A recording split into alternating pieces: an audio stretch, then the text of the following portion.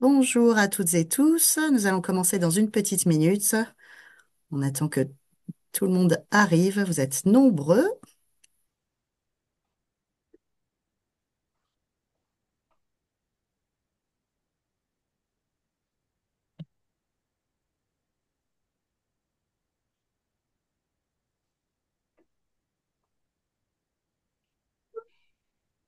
Allez, on va commencer. Bonjour à toutes et tous. Je vous remercie pour votre présence aujourd'hui dans le cadre de ce nouveau webinaire dans le cadre de la formation des proches aidants sur la thématique de parents à aidants, comment se reconnaître en tant qu'aidant. Voilà. Je vous remercie pour votre présence et je remercie tout particulièrement Valérie Giros et Nora Alouache pour leur présence aujourd'hui. Donc Nora qui est père aidante familiale au CRA, Centre de ressources autisme Normandie-Seneur, et Valérie Giros qui est éducatrice spécialisée. Et toutes deux proches aidantes qui nous font le plaisir de témoigner aujourd'hui de leur parcours en tant que proches aidantes. Alors, quelques éléments de cadrage, comme d'habitude, autour du webinaire.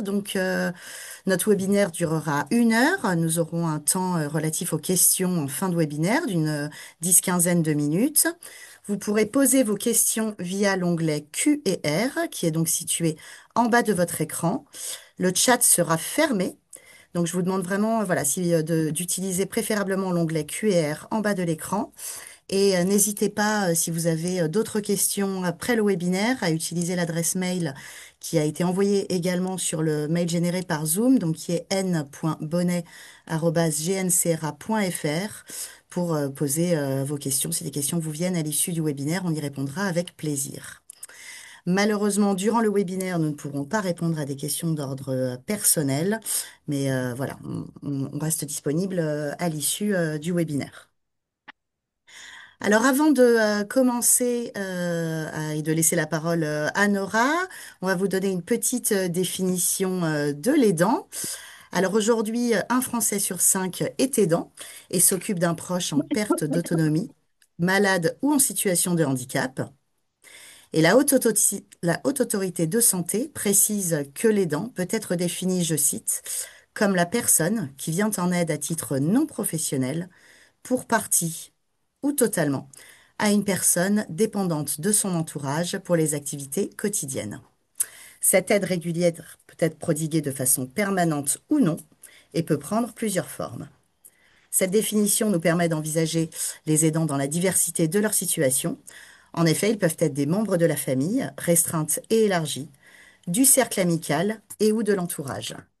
Et les aidants sont aussi bien considérés dans leur filiation à la personne aidée.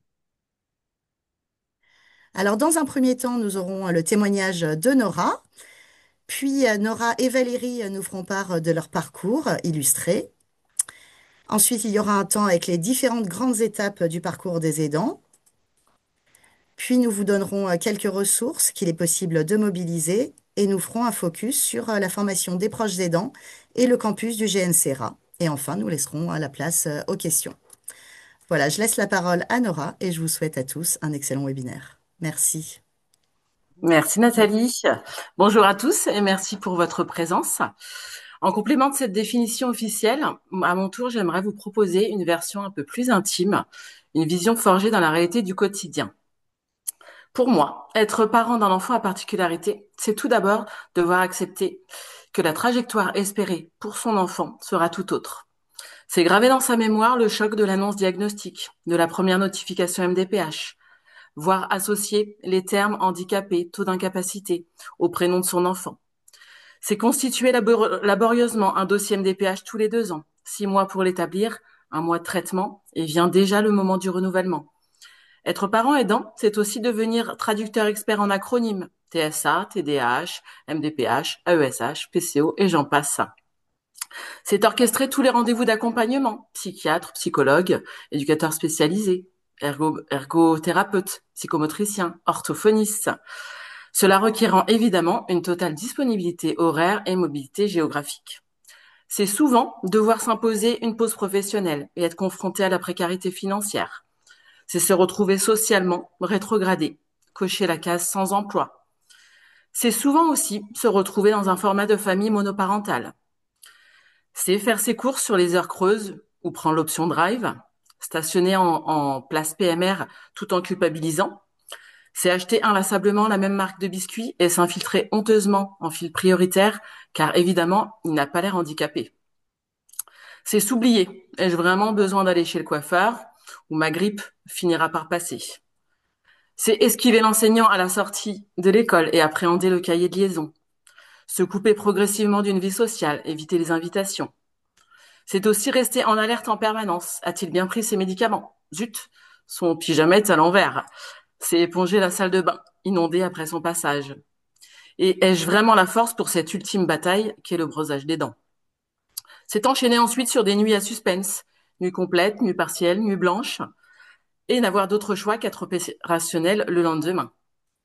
Et quand mamie accepte enfin de garder notre enfant pour souffler quelques heures, que faisons-nous? Un spa, un massage.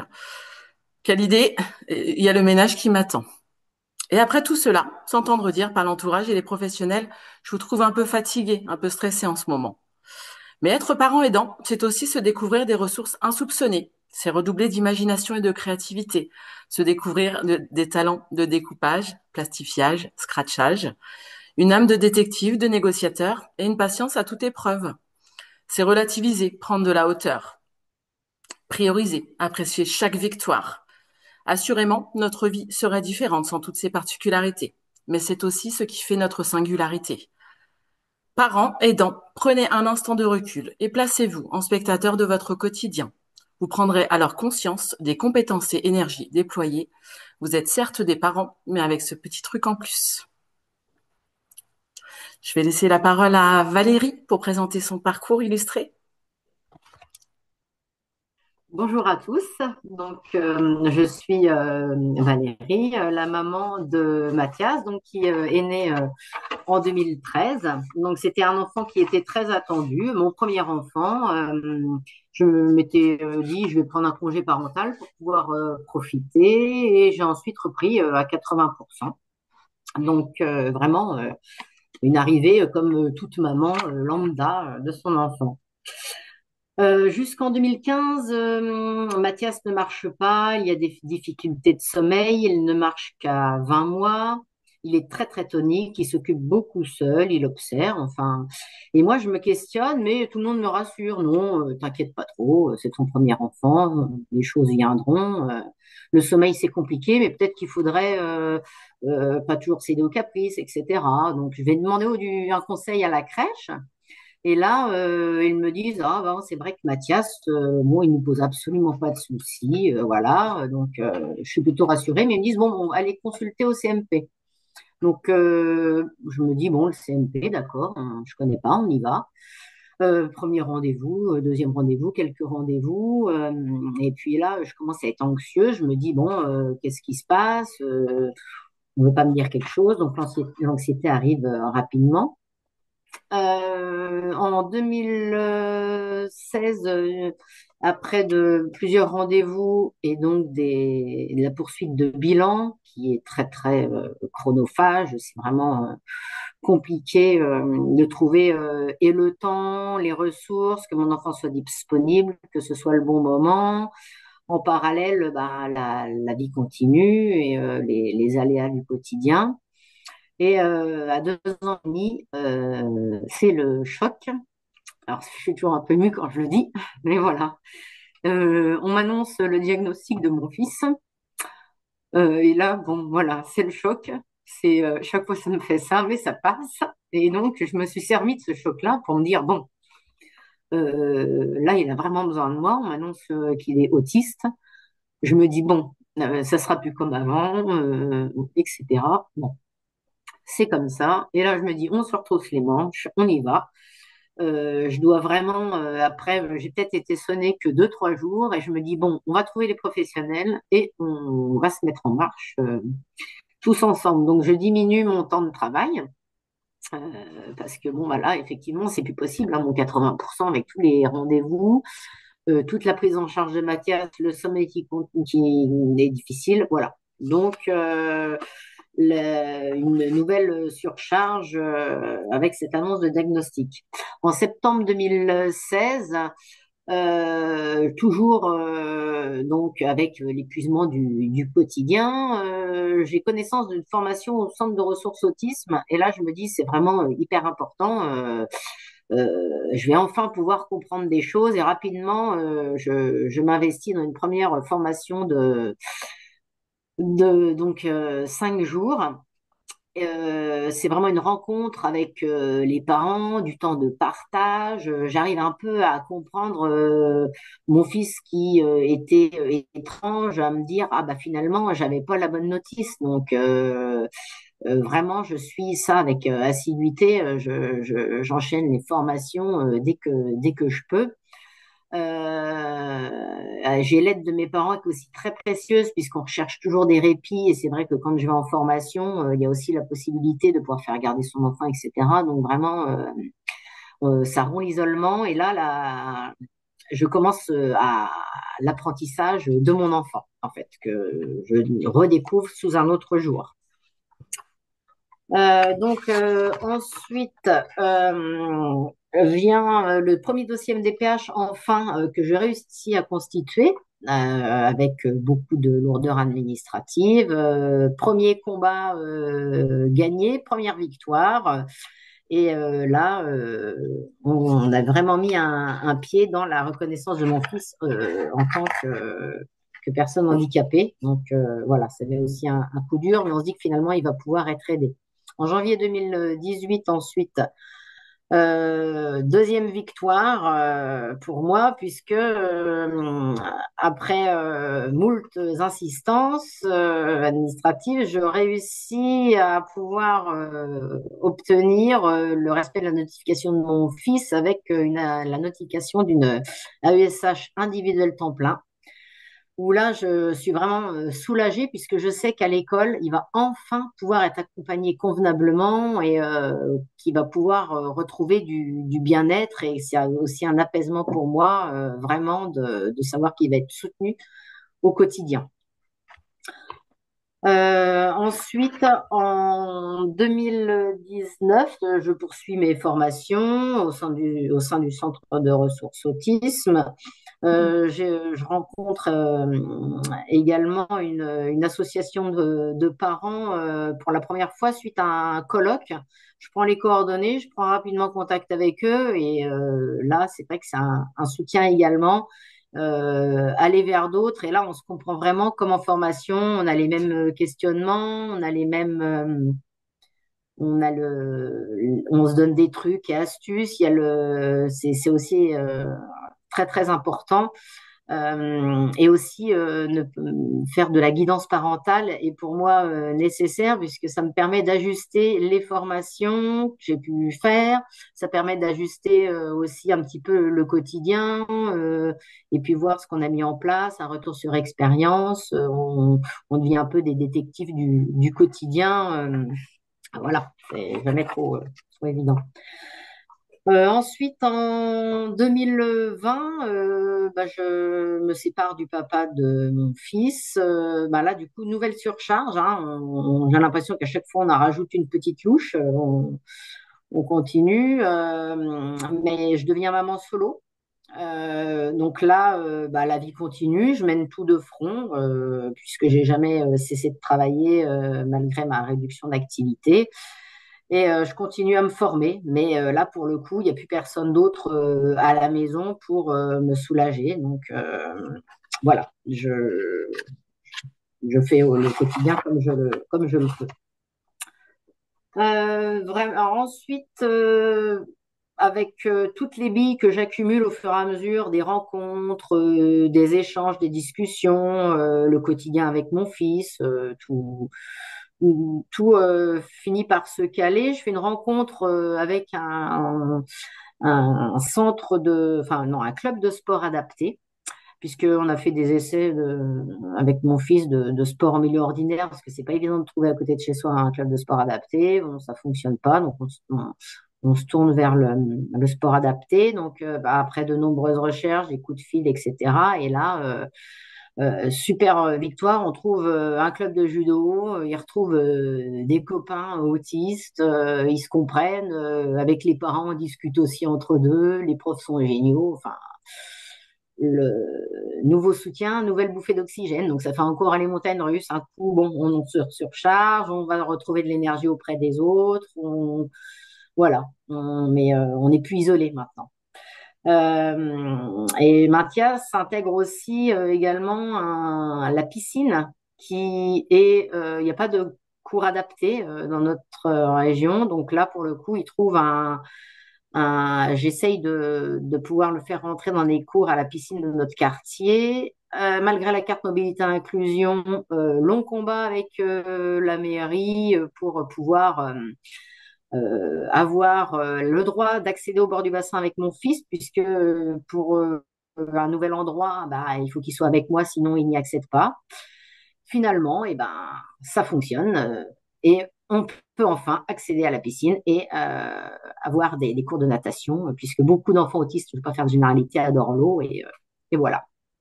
Euh, donc ensuite, on continue le sport adapté. Tout se passe super bien. Avec des formations, je me dis, bon, faut que je trouve des supports, faut qu'il gagne en autonomie parce qu'il grandit dans le quotidien, etc.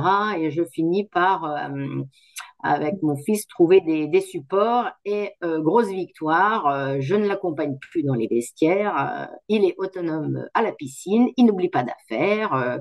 Également au judo et il est hyper fier de lui et c'est vraiment top. Et moi aussi du coup. Donc voilà. Là, c'est pas noté sur la frise, mais cette année, il est en sixième avec une AESH individuelle temps plein. Donc j'ai bataillé de nouveau, donc on puise encore un peu dans son énergie, mais du coup, il y a pu avoir un maintien.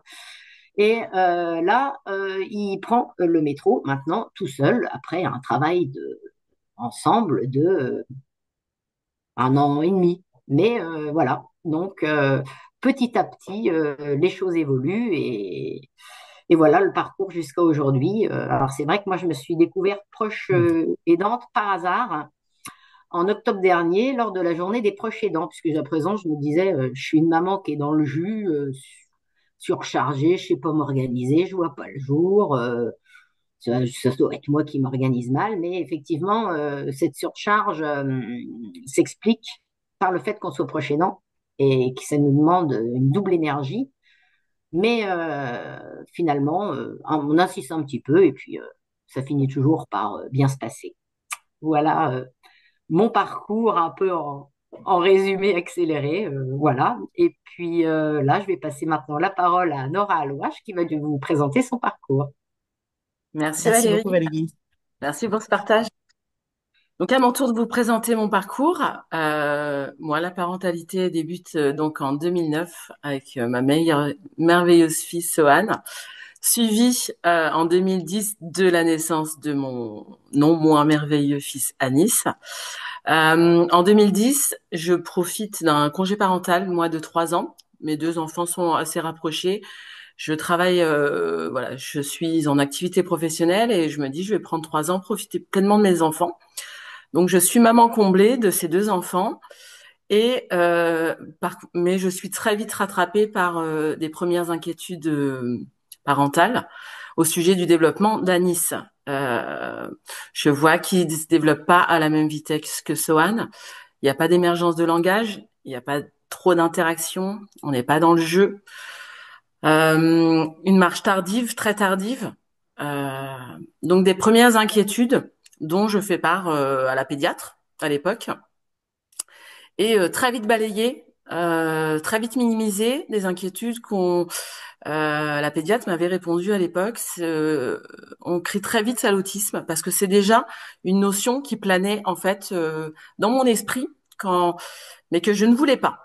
Je ne voulais pas de cet autisme, je ne voulais pas qu'il soit autiste, mais j'avais ce sentiment que j'ai évoqué. Et la pédiatre avait balayé ses inquiétudes en me disant il est feignant, c'est un garçon, et il faut arrêter avec cet effet de mode d'autisme. Donc moi, maman inquiète, mais tellement heureuse que mes inquiétudes soient balayées, je me raccroche à ce faux espoir en me disant ouf, super, il n'est pas autiste, ça va se débloquer, il est juste feignant et tout va bien se passer. Les difficultés persistent, les difficultés du quotidien. ne nous quitte pas, malgré ce balayage très rapide de la part de la pédiatre. De plusieurs mois, voire une année d'errance médicale, minimisation de mes alertes, de faux espoirs. Je vois un neuropédiatre parce qu'Anis rentre en 2013 à l'école. En fait, 2013, c'est à la fois sa rentrée en maternelle, à la fois ma reprise d'activité professionnelle après les 3 ans de congé parental et la première semaine d'entrée en maternelle, je fais part de mes inquiétudes à l'enseignante. La première semaine, elle me convoque en me disant effectivement, il y a un souci, je vous oriente tout de suite vers d'abord une médecin de PMI, puis neuropédiatre. Donc, rentrée 2013, le verdict tombe de façon brutale, sans ménagement. Le mot autisme n'est même pas prononcé, je le lis sur un bout de papier. Et je repars, je suis congédiée de cette salle, du médecin. Avec ce bout de papier, Anis a un trouble du spectre de l'autisme. Et là, c'est le cataclysme. J'ai le sol qui s'effondre sous moi, vraiment physiquement. C'est la sidération. Je vois flou. Je ne saurais même aujourd'hui encore dire comment je suis rentrée chez moi avec mon fils en voiture. C'est vraiment le blackout. C'est un cataclysme. Mais voilà, je dois faire à ce moment-là. En fait, je comprends que je dois faire le deuil, moi, du projet de vie que j'avais imaginé pour mon fils. Et maintenant, il est temps de l'accompagner dans son projet de vie à lui. En fait, c'est le premier deuil que j'ai à faire sur ce parcours. C'est le début du parcours du combattant.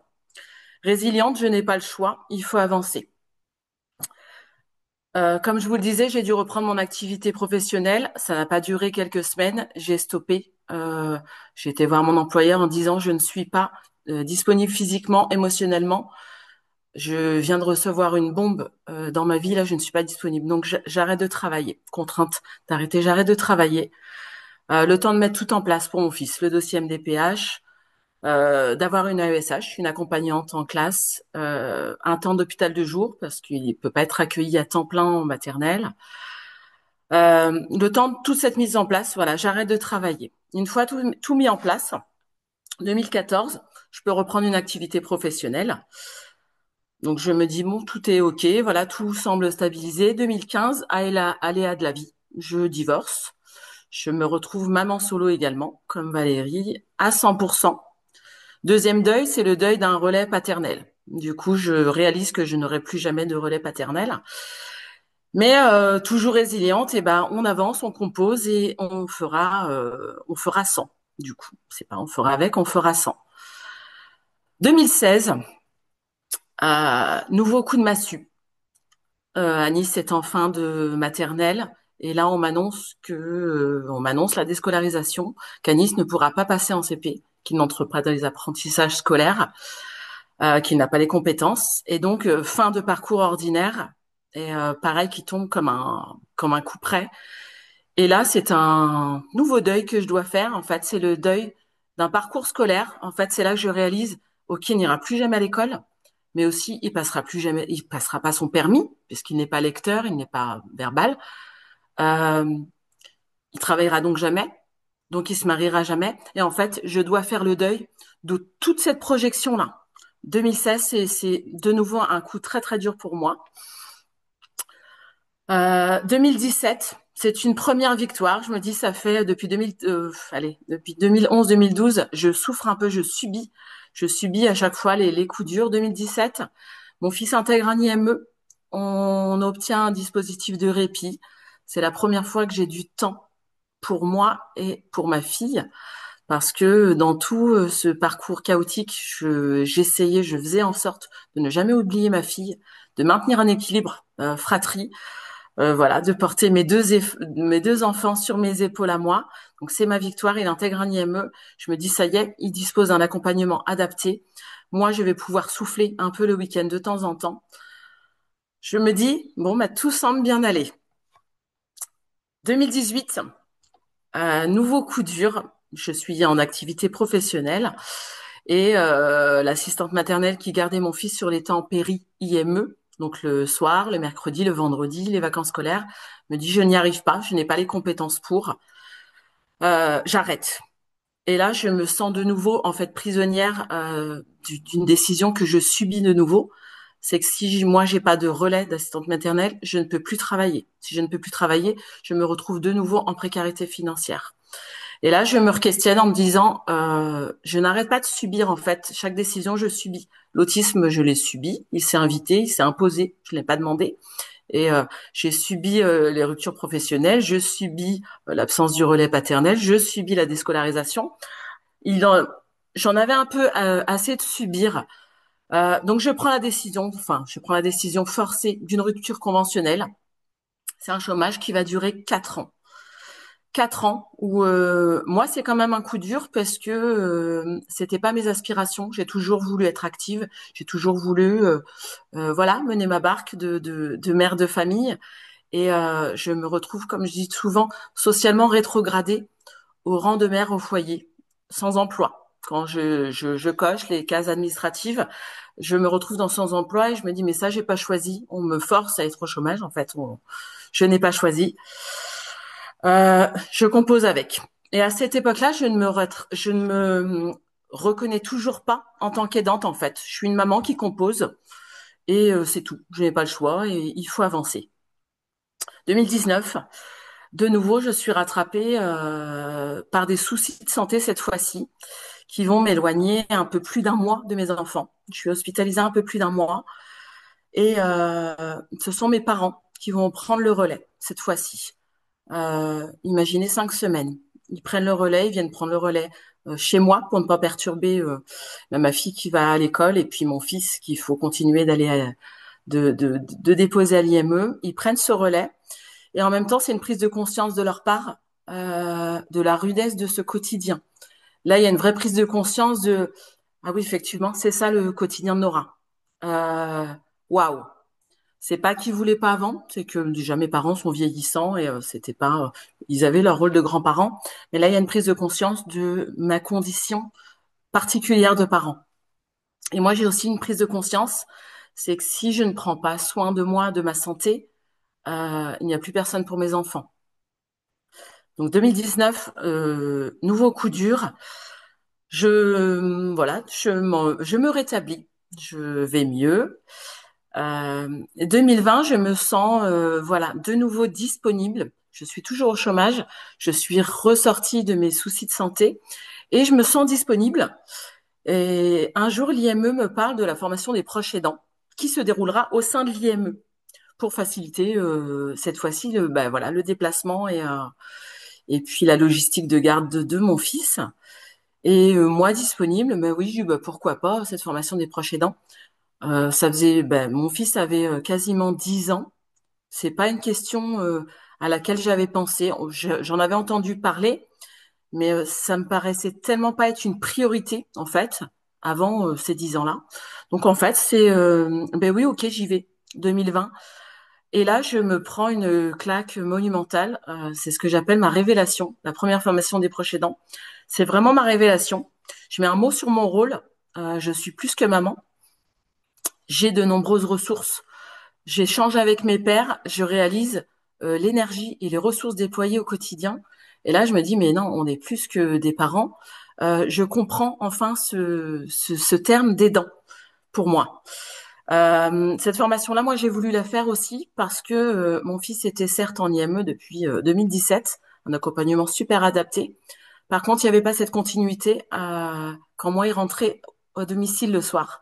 Et c'était compliqué. Mon quotidien restait très, très compliqué. Et je voulais assurer ces continuités-là et puis que les professionnels trouvent en moi aussi un soutien, ce qu'on appelle aujourd'hui la coéducation. Et j'ai souhaité me former aussi dans cet objectif-là. Et là, c'est la révélation. J'enchaîne tout le parcours de formation complet proposé par le Centre Ressources Autisme, toutes les sensibilisations, les colloques, les conférences proposées. Je m'inscris à tout. Moi, mon relais familial, du coup, je le retrouve chez mes parents. Et il va pas me servir à me reposer, il va pas me servir à aller faire un spa ou un massage.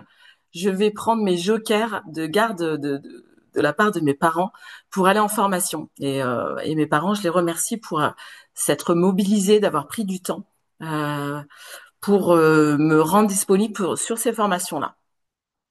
2021. Ça fait un peu plus d'un an que je me forme. J'intègre une association de famille en tant que bénévole et je co-anime les formations des proches aidants en tant que parent experte. Et j'ai cette appétence en fait, depuis la rencontre avec mes pairs en 2020, j'ai cette appétence à l'accompagnement des familles, à monter en compétences ensemble. Et donc voilà, c'est finalement avec une évidence que je souhaite co-animer ces formations-là. Et il y a ce retour des familles qui apprécient d'avoir un parent expert, un parent qui partage ce même parcours singulier, voilà, qu'on a en commun. Et la montée en compétences, voilà, progresse très très très rapidement et intensivement pour moi. Et en 2022, le Centre Ressources Autisme Normandie-Senneur, donc de ma région, me propose de me professionnaliser, que je sois père aidante familiale, mais cette fois-ci professionnelle au CRANS. Et donc, cela fait maintenant quasiment 3 ans que j'occupe cette fonction de père aidante familiale autisme au sein du Centre Ressources Normandie-Senneur. Cette petite frise, ça vous illustre un peu mon parcours moi en tant qu'aidant. Et en bas, si vous l'avez constaté, je vous ai mis en parallèle tout ce qui se passe, tout ce qui est à gérer en parallèle, parce que l'autisme ne met pas la vie en pause. C'est qu'on a l'autisme, mais on doit composer avec l'anxiété, l'épuisement, l'administratif, le ménage, le foyer, les difficultés financières, la recherche de répit, la gestion de fratrie, le couple, la famille, vie sociale. Tout cela, en fait, ne reste pas en berne. Donc, c'est l'autisme, mais toute la globalité aussi d'un quotidien qu'il y a autour. Voilà pour mon petit parcours de parent à aidante, puis père aidante familiale salariée. Merci beaucoup, Nora. Avec plaisir. Donc aujourd'hui, on voulait faire un petit focus sur mon regard, sur le regard que je porte aujourd'hui en tant que professionnelle, sur ce petit recul. L'impact pour moi de la professionnalisation, ça a été cette montée en compétences, en fait. Plus qu'un parent, oui, on est des aidants. Il y a une réelle montée en compétences parce que il y a une expertise parentale qui est indéniable, mais qui cette fois va être couplée aux connaissances aussi théoriques, aux connaissances de l'autisme qui ne s'improvisent pas. En fait, je disais toujours, moi, j'étais experte de mon enfant euh, jusqu'aux formations des proches aidants. À partir des formations des proches aidants, j'ai commencé à développer une expertise au niveau de mes connaissances sur l'autisme. La professionnalisation m'a aussi permis une prise de recul par rapport à moi, mon parcours individuel. C'est-à-dire que mon accompagnement, il part pas du moi voilà comment je fais, moi c'est comme si chez moi. Non, j'ai vraiment cette prise de recul. Ça permet d'individualiser aussi mon accompagnement. Moi, chaque accompagnement, chaque famille qui me sollicite, il va être individualisé. Ça a permis d'affiner, voilà, l'accompagnement dans ma pratique. Le poste de père aidant familial, c'est aussi une ressource supplémentaire qui s'intègre dans un accompagnement pluridisciplinaire. C'est autour de l'équipe pédagogique qu'on connaît et médicale. Donc, il s'intègre totalement dans cet accompagnement pluridisciplinaire. J'ai, de par mon expérience de parent, une attention particulière à l'état d'épuisement parental. Je demande aussi aux pros, voilà, que je rencontre et qui m'accompagnent, de prendre toujours en compte cet état d'épuisement. Je dis toujours aux professionnels, du moment où vous avez un parent en face de vous, considérez qu'il est éprouvé et épuisé. Considérez toujours d'emblée qu'il est éprouvé et épuisé. Faire attention au contexte familial, social, culturel. L'impact sur le soutien à la coéducation que j'expliquais tout à l'heure. Un parent qui développe une expertise va devenir un allié de taille pour les professionnels. On va pouvoir travailler ensemble autour de l'enfant. L'intérêt de l'enfant est central et la coéducation va être primordiale pour allier les deux partenaires. Et puis, dernier impact, moi, que j'ai noté, c'est une valorisation, une reconnaissance de l'expertise parentale. Longtemps, dans notre histoire, le parent était un peu relégué au dernier plan. Et là, il est revenu au premier plan, toujours dans l'intérêt de l'enfant. Et puis moi, je suis là pour rappeler aussi l'importance de cette expertise parentale. L'évolution aujourd'hui, le constat que je fais, c'est qu'il y a une prise en compte majeure de la famille dans l'accompagnement par les professionnels. Il y a un repérage aussi, une intervention plus précoce, notamment avec les plateformes de coordination et d'orientation. Je constate aussi un déploiement de dispositifs d'appui à la scolarisation, à l'emploi, qui sont une richesse. Le dispositif à la destination des proches aidants, c'est une ressource plus que primordiale. Les formations, la guidance parentale, et puis une évolution des pratiques, la pérédance familiale, qui aurait parié il y a quelques années qu'un parent intégrerait un établissement médico-social. On n'aurait pas été beaucoup à parier là-dessus. Voilà, vous pourrez retrouver la plaquette du père aidant familial autisme du Centre ressources autisme Normandie-Sénart avec le support que Nathalie vous fournira et qui décrit mon parcours, mes missions ainsi que mes objectifs et comment me contacter.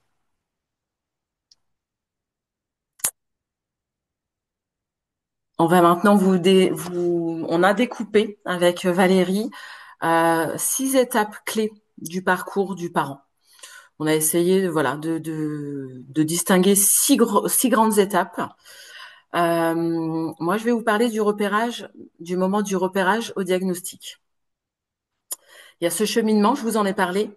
Il y a un travail de cheminement qui part de l'inquiétude parentale. Aujourd'hui, l'inquiétude parentale, il faut savoir, c'est un des premiers signes d'alerte aujourd'hui. L'inquiétude parentale, qui va porter sur le développement, les apprentissages. C'est ce début du parcours du combattant. Et on va cheminer tout le long de l'annonce diagnostique et tout au long de la vie.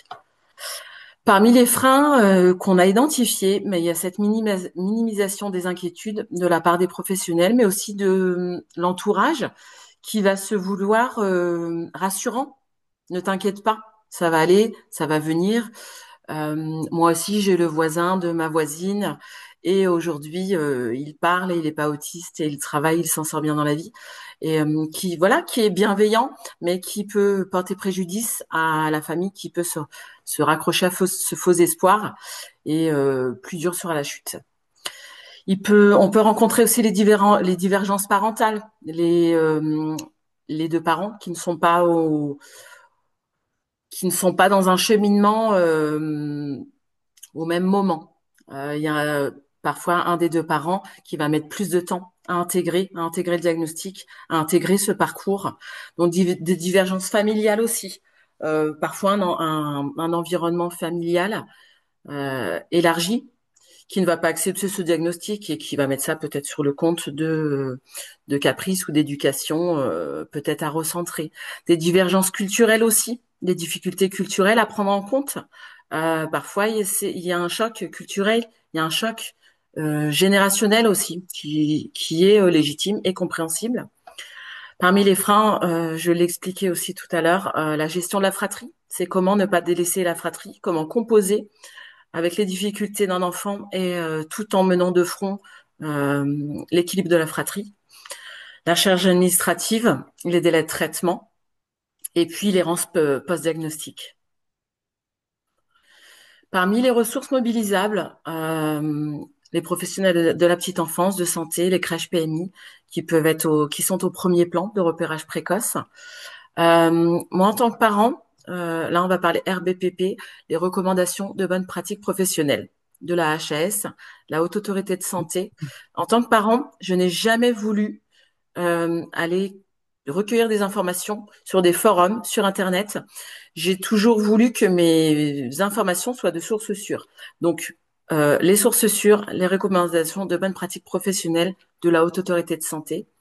Se reposer aussi sur le corps enseignant, ne pas hésiter à faire part de ses inquiétudes, les mobiliser, travailler ensemble. Les assistantes sociales, notamment pour la constitution du dossier MDPH, par exemple. Et puis, les demandes de compensation qu'on connaît, les adaptations, l'AEH, donc l'allocation pour les enfants en situation de handicap, la carte mobilisée à inclusion, par exemple, et d'autres ressources qui sont disponibles d'ailleurs sur un webinaire passé sur les droits et démarches des MDPH. Je fais passer la parole à Valérie pour le prochain Ouais, thème. voilà, bah merci. Donc là, je vais vous parler de scolarisation et ou de parcours institutionnel. Donc, il faut surtout vraiment se baser sur de ce qu'a besoin notre enfant et sur ses compétences, puisque c'est vrai que les freins vont être quand même assez importants suivant la particularité de nos enfants et suivant le parcours individuel dans lequel il va rentrer. Donc, ça peut être, alors il y a des freins du côté de l'enfant, donc ça peut être l'absence ou le retard de langage, de compétences scolaires, un décalage aussi dans tout ce qui est interaction sociale. Alors, soit il en a et c'est bien, mais ça peut être aussi des interactions sociales non adaptées. Ça, très vite dans le milieu scolaire, ça peut se percevoir. Et puis, c'est vrai que l'enfant peut très bien ne pas comprendre ce qu'on attend de lui à l'école, de l'environnement, de ce qu'on attend de lui, etc. Et sans adaptation, c'est vrai que c'est compliqué. Il n'a pas la correcte lecture de son environnement. Alors, il y a aussi des freins du côté du parent, puisque on a toujours la volonté pour son enfant qu'il puisse avoir un parcours le plus ordinaire possible. Et puis, accepter que parfois son enfant a besoin d'être en institution et pas à l'école, ou inversement, d'être à l'école et pas en institution. Et il faut vraiment accepter que ce soit l'enfant qui soit au cœur et c'est ce dont vraiment lui a besoin. Nous, nos projections de parents, c'est vrai que c'est difficile à mettre de côté, mais il faut vraiment se baser là-dessus.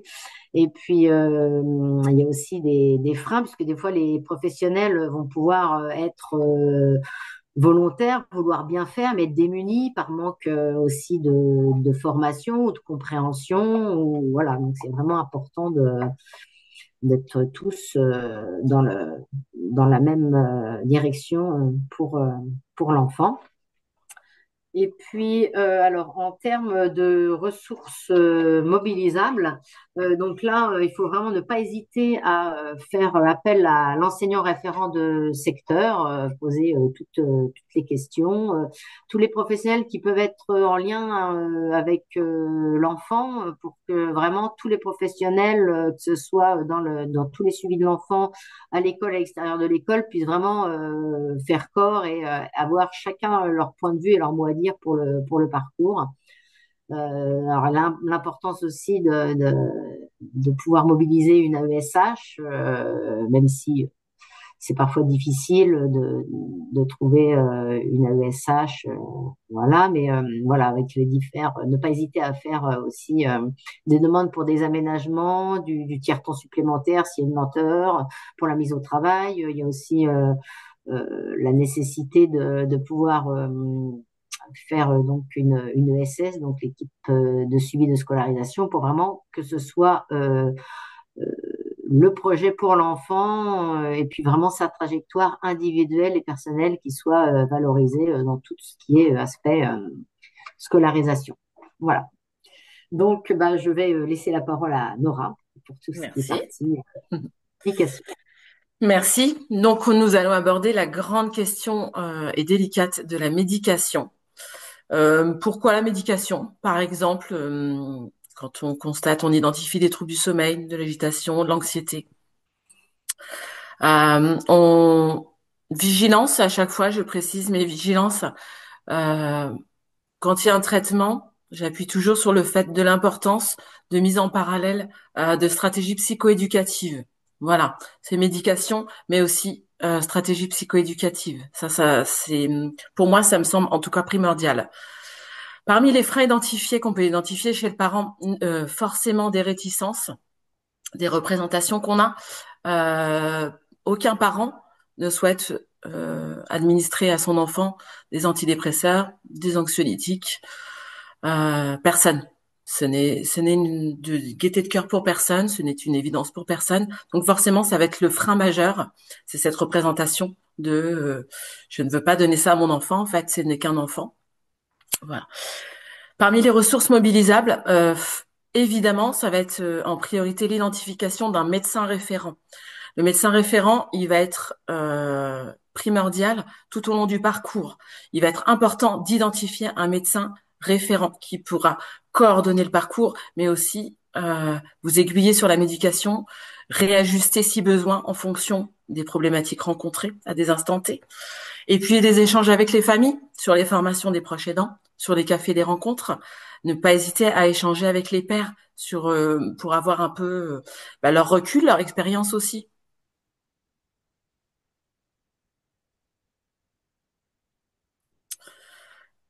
Comment s'est fait bah non. Ah, le passage à l'âge adulte. Je laisse la parole à Valérie. D'accord, bon, bah merci.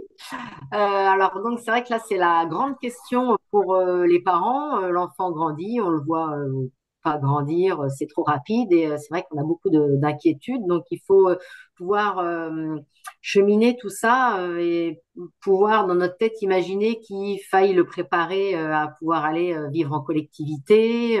Ça peut être de l'internat, ça peut être du répit. Il faut vraiment tenir compte de tout son environnement et l'y préparer et nous y préparer également. Et se poser la question aussi de se dire, bon, bah, il y aura peut-être besoin d'une protection juridique à la majorité. Bon, là, il faut vraiment en mesurer la nécessité.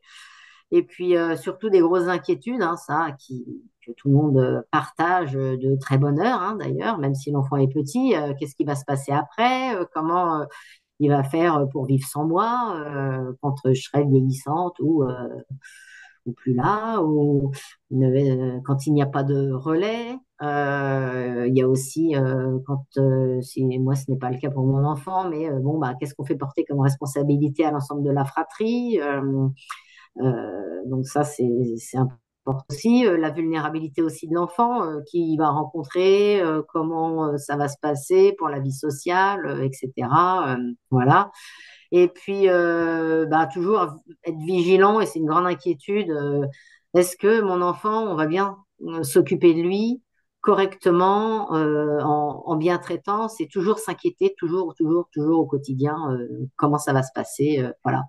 Et comment on pourra avoir une mesure de protection la plus adaptée aussi. Donc ça, c'est des questionnements qu'il faut partager, évidemment, tout le temps, tout au long de la vie. Et même si elles interviennent quand l'enfant est jeune, eh ben, on ne se censure pas, on se pose des questions. Voilà. Alors bon, c'est vrai que ça, on se tourne beaucoup vers les professionnels qui accompagnent notre enfant dès qu'on a une question, hein. Moi, je suis pour parti pris de ne pas se censurer et puis de poser les questions. Avec les rencontres avec entre aidants aussi, les cafés des parents, ça on y trouve aussi, moi pour y participer, le café des parents, on peut côtoyer des parents qui ont des enfants plus jeunes, plus âgés, qui ont eu un parcours différent, voir ce qui a fonctionné, trouver des trucs et astuces, donc ça, il faut pas hésiter à mobiliser non plus. Puis également les associations de famille qui vont avoir un regard global sur plus de dispositifs et puis les formations de proches aidants qui, pour le coup, sont un espace où la formation peut être échangée et ne pas hésiter aussi à poser toutes les questions qu'on a. Pas rester avec ces questions, surtout. Voilà. Je vais passer maintenant de nouveau la parole à Nora. Donc, je voulais terminer, moi, faire un petit focus sur les répercussions du handicap dans la vie sociale. Le cheminement, mais toujours on a cette acceptation du diagnostic, ce diagnostic qu'on ne voulait pas, dont on ne rêve pas quand on devient parent. Faire ce travail de deuil d'une vie ordinaire. Voilà, de se dire j'avais moi imaginé cette trajectoire pour mon fils. Maintenant, comment je peux penser sa trajectoire idéale à lui? C'est la résilience, un parcours de vie singulier. Se dire ok, ma vie ne sera jamais ordinaire, jamais comme je l'avais pensé, mais on va composer avec et puis on fera au mieux. Et puis l'investissement dans l'accompagnement primordial, les formations. Les répercussions, telles qu'on les a, nous, un peu répertoriées, il y a ce sentiment de culpabilité commun du parent qui se sent responsable du handicap. Qu'est-ce qu'il a mal fait? Qu'est-ce qu'il n'a pas fait? Il y a l'impact sur la fratrie, la crainte de délaisser ou au contraire surresponsabiliser. On a cette crainte aussi du signalement, du placement. Qu'est-ce que je dis? Est-ce que j'en dis trop? Est-ce que je dis que je suis en détresse? Est-ce que je dis que je suis épuisée? Est-ce que je mesure? Donc cette crainte, elle est très très présente. Il y a les divergences conjugales, la monoparentalité souvent, les difficultés de mode de garde de la famille périscolaire au centre de loisirs. On va retrouver l'isolement, l'épuisement, bien fréquemment aussi rupture ou réduction de l'activité professionnelle, cette perte de statut dans l'échelle sociale dont je vous parlais, et puis la précarité financière. Parmi les ressources mobilisables, il y a la rencontre avec les pairs. On y revient, mais elle est tellement salvatrice qu'on insiste là-dessus. Il y a la possibilité de loisirs adaptés, des vacances, séjours adaptés, des centres de loisirs maintenant qui sont formés, qui sont adaptés, le sport adapté. Valérie vous en parlait. Ne pas hésiter à rechercher, mobiliser des dispositifs de répit pour les aidants, des répits pour la personne concernée, de mobiliser les compensations à destination des aidants, voir les webinaires précédents. Et puis la formation des proches aidants, s'appuyer des webinaires et des ressources qu'on vous propose. Merci beaucoup à toutes les deux. Un petit focus sur les ressources à mobiliser. Alors, il s'agit d'une liste bien sûr non exhaustive, hein, mais là, on vous a placé après concertation avec Nora et Valérie quelques ressources. Donc, vous avez les brochures du GNCRA qui sont téléchargeables gratuitement sur le site du GNCRA. Voilà, ne pas hésiter à les consulter. Il y a également bien sûr le site de la Maison de l'Autisme qui voilà propose voilà, plusieurs informations très riches et, voilà, et des informations par ailleurs recommandées. Nous avons placé également le site du Mon Parcours Handicap, hein, qui est donc le site d'information officiel pour les personnes en situation de handicap et pour les aidants. Le site du service public, site officiel de l'administration française, notamment avec toutes les questions autour des congés pour aidants, toutes ces questions voilà, qu'on retrouve souvent. Et puis enfin, le site d'Autisme Info Service. Voilà pour quelques ressources. Bien sûr, il y en a d'autres. N'hésitez pas à vous tourner vers nous, mais voilà, au moins vous en avez quelques-unes ici. Je vais maintenant laisser volontairement la parole sur la formation des proches aidants à Valérie, qui va nous donner son retour sur les FPA. Voilà, on trouvait que c'était très riche que ça vienne d'elle en Ah oui. particulier. Bah, merci beaucoup. Moi, alors, c'est vrai que moi, je vais plébisciter à fond ces formations, parce que moi, depuis le début, là, ça fait des années que j'écume le catalogue de formations, parce qu'elles sont toutes très enrichissantes, très riches, pour que moi, je puisse me former pour comprendre mon enfant. C'est vrai que c'est totalement gratuit pour les aidants. Ça, c'est hyper important. Il n'y a pas de frais de repas, les déplacements sont pris en charge. Si on veut faire garder notre enfant, il y a des aides qui sont proposées pour qu'on puisse vraiment libérer du temps et être disponible. Alors, c'est des petits groupes de 15 à 20, de 10 à 25 personnes. On n'est jamais trop nombreux. Il y a différentes formes. Il y a des fois, c'est une journée, une sensibilisation, ou alors c'est plutôt 5 jours parfois. Et on dit formation, mais pour moi, c'est pas vraiment une formation en tant que telle, parce que là, l'information ne descend pas. C'est vraiment quelque chose, on vient tous se nourrir là.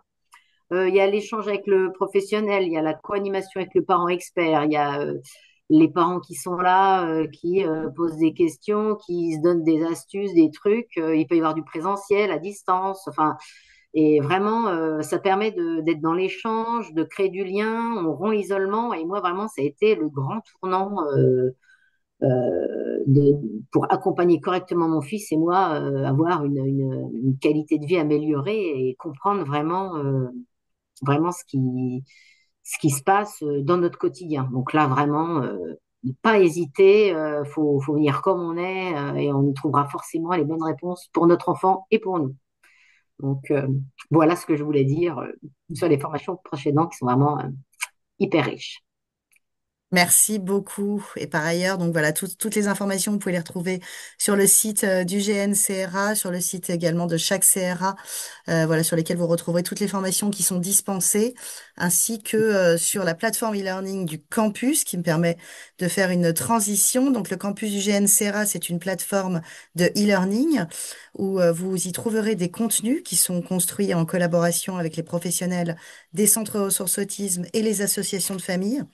Donc voilà, c'est un complément hein, d'offres à destination des aidants, mais également des professionnels qui souhaitent se sensibiliser à différentes thématiques.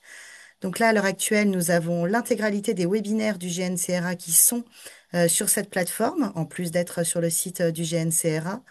Et puis, nous avons différents modules de formation qui sont gratuits, hein. Ce sont des cours en ligne totalement gratuits que vous pouvez consulter dès que vous le souhaitez en vous inscrivant au préalable sur campus.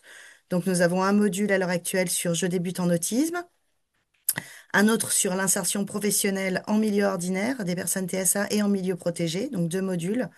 Et nous sommes actuellement en cours de finalisation d'un module sur l'éducation à la vie relationnelle, affective et sexuelle qui apparaîtra, qui sera mis en ligne, voilà, dans les prochains mois.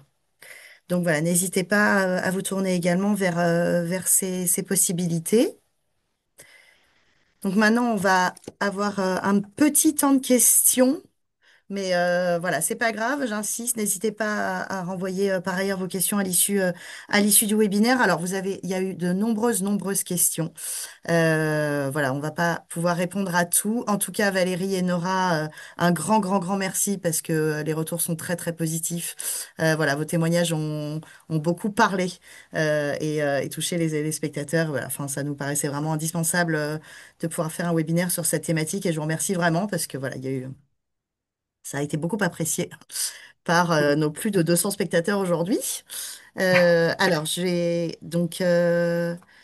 on a quelques petites questions. J'en ai une notamment qui est revenue plusieurs fois sur les AESH. Donc, Valérie, tu parles notamment de la difficulté de se voir attribuer une AESH. Est-ce que tu pourrais en dire un peu plus à tous les spectateurs qui se questionnent Alors, là-dessus, s'il te plaît? c'est vrai qu'il y a un décalage entre la notification MDPH et donc où on se dit, bon, ah, c'est bon, j'ai la notification, la l'AESH arrive demain, et l'arrivée réelle de l'AESH. Donc là, il faut vraiment se rapprocher de l'école, du pôle de recrutement des AESH de l'éducation nationale pour vraiment dire, voilà, mon enfant, il a une notification pour un AESH, il faut mettre en œuvre le plus rapidement possible, mais il ne faut pas être étonné et découragé, surtout par l'attente de cette arrivée d'AESH. Elle va forcément arriver à un moment ou à un autre, mais il faut pas lâcher et se dire, voilà. Donc c'est vrai qu'il y a un décalage. On a la notif, on se dit, ah c'est bon, puis en fait, bah, des fois c'est pas bon tout de suite, mais faut y aller quand même, hein. Donc voilà, c'est Merci ça. beaucoup.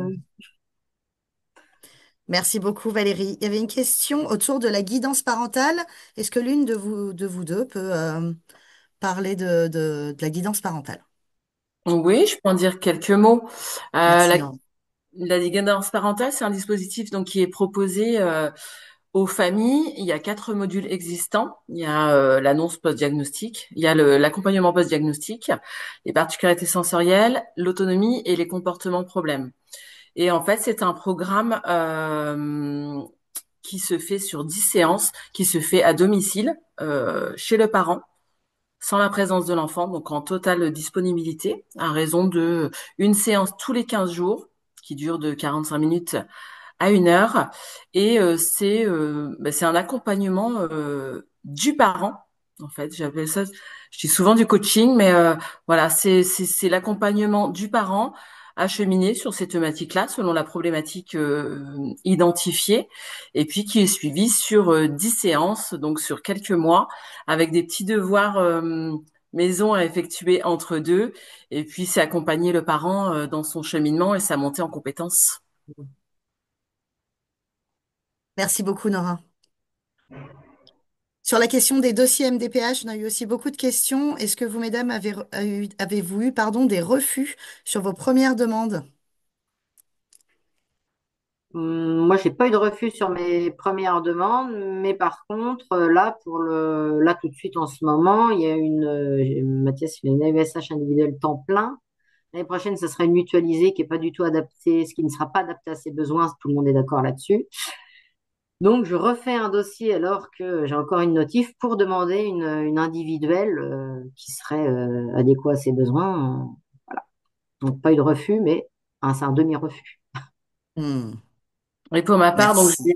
J'ai pas eu à expérimenter de refus pour le moment. Après, c'est quelque chose qui arrive fréquemment. On insiste bien souvent aussi sur l'importance aussi de.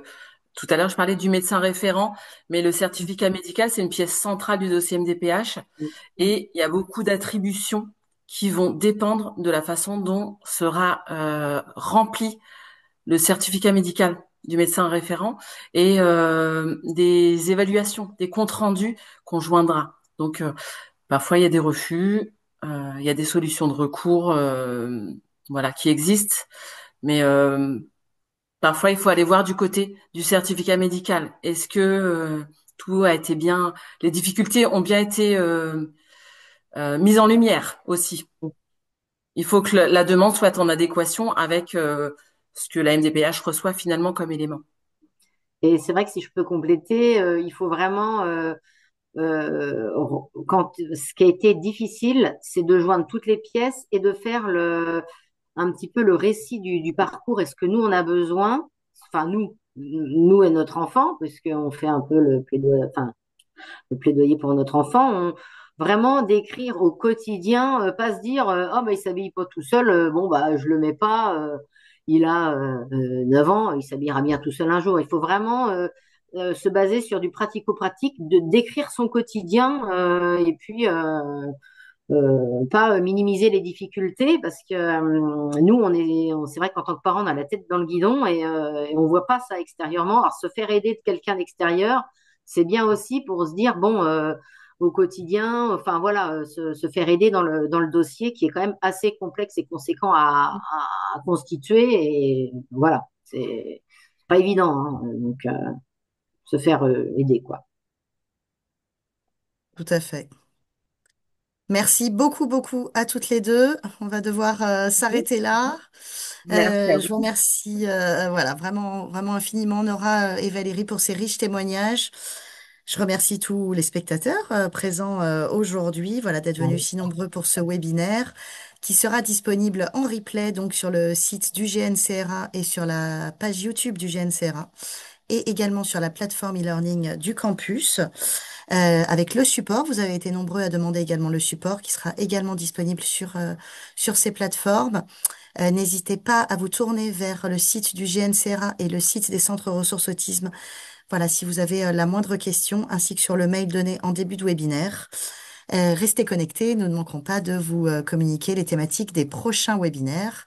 Je vous souhaite une excellente journée à vous, mesdames, et à très bientôt. Oui, au Merci. revoir. Au revoir. Au revoir.